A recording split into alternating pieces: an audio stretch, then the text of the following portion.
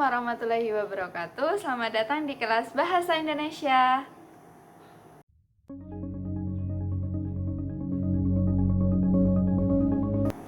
Selamat pagi anak-anak, bagaimana kabarnya? Semoga kalian semua dalam keadaan yang sehat dan juga bahagia di rumah ya. Bertemu lagi dengan Miss Tias di kelas Bahasa Indonesia. Dan hari ini Miss Tias akan melanjutkan materi kita tentang teks deskripsi. Kalau minggu kemarin kita membahas tentang pengertian dan juga ciri umumnya, hari ini kita akan membahas tentang strukturnya. Apa aja sih struktur dalam teks deskripsi? Sudah siap belajar? Ayo kita mulai. Teks deskripsi memiliki 4 struktur. Yang pertama adalah judul, kemudian kalimat topik, dan struktur ketiga atau bagian ketiga adalah deskripsi, dan yang terakhir adalah simpulan. Nah, apa sih maksud dari masing-masing struktur ini? Kita bahas satu-satu ya. Kita mulai dari yang pertama, yaitu judul. Nah, di judul ini isi teks dapat digambarkan. Contoh dari judul ini contohnya rumahku gitu ya. Nah, kenapa sih di teks deskripsi itu harus ada embel-embelku? Karena di teks deskripsi ini menggambarkan objek yang spesifik. Jadi penambahanku pada judul rumahku memiliki makna yang penting. Kenapa penting? Coba dibayangkan seperti ini. Rumahku dan rumah itu adalah dua hal yang berbeda. Rumahku berarti spesifik rumahnya sang penulis.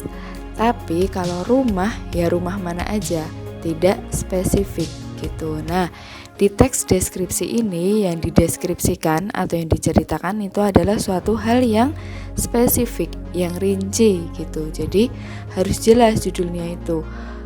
Kalau mau mendeskripsikan rumah, rumahnya siapa, rumahnya yang mana, seperti itu. Nah, kemudian kita lanjut ke bagian yang selanjutnya, yaitu kalimat topik. Kalimat topik ini merupakan kalimat pembuka pada teks deskripsi. Kalimat ini berupa deskripsi paling umum pada suatu objek atau peristiwa yang akan dideskripsikan. Contohnya, rumahku berbentuk rumah joglo. Itu contoh yang lain, sekolahku sangat luas. Itu yang paling umum dulu, gambaran besarnya dulu tentang apa yang akan dideskripsikan. Nah, lalu deskripsinya seperti apa? Deskripsinya adalah bagian yang selanjutnya, yaitu bagian deskripsi.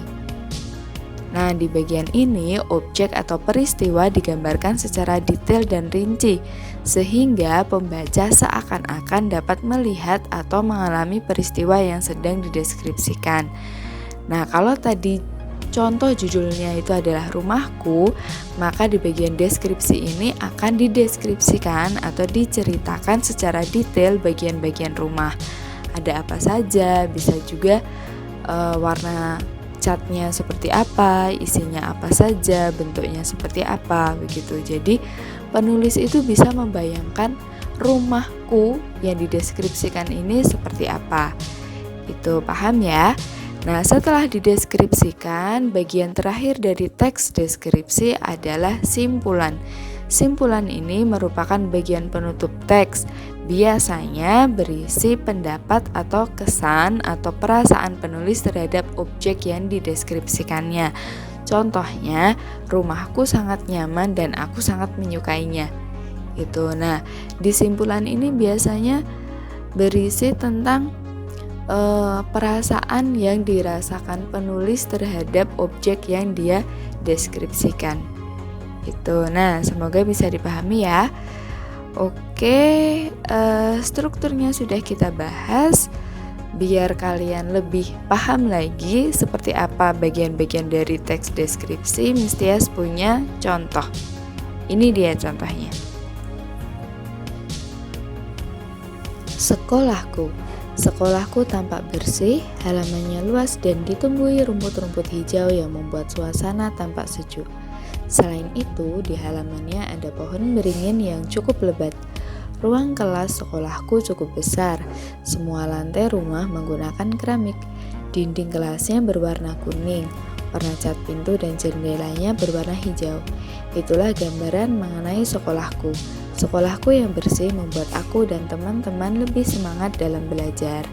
Nah, anak-anak, kalau kita lihat dari contoh ini, kita bisa mengidentifikasi, menganalisis struktur-struktur yang ada di teks deskripsi ini berdasarkan penjelasan yang tadi Miss Tias berikan. Nah, coba kita lihat bagaimana jika kita lihat strukturnya. Judulnya ada di bagian ini. Ya, judulnya adalah sekolahku. Kemudian bagian yang kedua yaitu kalimat topik ada di sini. Deskripsi yang paling umum yang langsung menggambarkan secara keseluruhan. Kemudian bagian yang ketiga yaitu deskripsi ada di bagian ini. Di sini dijelaskan secara mendetail tentang halaman dan juga ruang kelasnya. Dan yang terakhir yaitu simpulan yang berisi pendapat atau kesan penulis terhadap sekolahnya ada di bagian terakhir, 2 kalimat terakhir. Gitu. Nah, kalau kemarin kita sudah menganalisis secara umum dari teks ini, sekarang kita bisa mendapatkan analisis secara rinci mengenai struktur-struktur yang dimiliki oleh teks deskripsi ini. Sudah paham ya?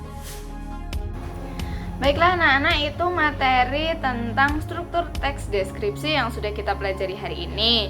Mohon dipelajari lagi, kemudian jangan lupa mengerjakan tugas yang sudah Miss Tias berikan di tugas siswa dan tolong dikumpulkan. Tolong jangan kirim lewat WA ya, kalian coba upload dulu di LMS. Kalau semisal ada error baru bisa tanya Miss Tias, oke? Selamat mengerjakan. Dan jangan lupa jaga kesehatan, semua harus tetap sehat, tetap semangat meskipun kalian harus sekolah dari rumah. Miss Tias akhiri, wassalamualaikum warahmatullahi wabarakatuh.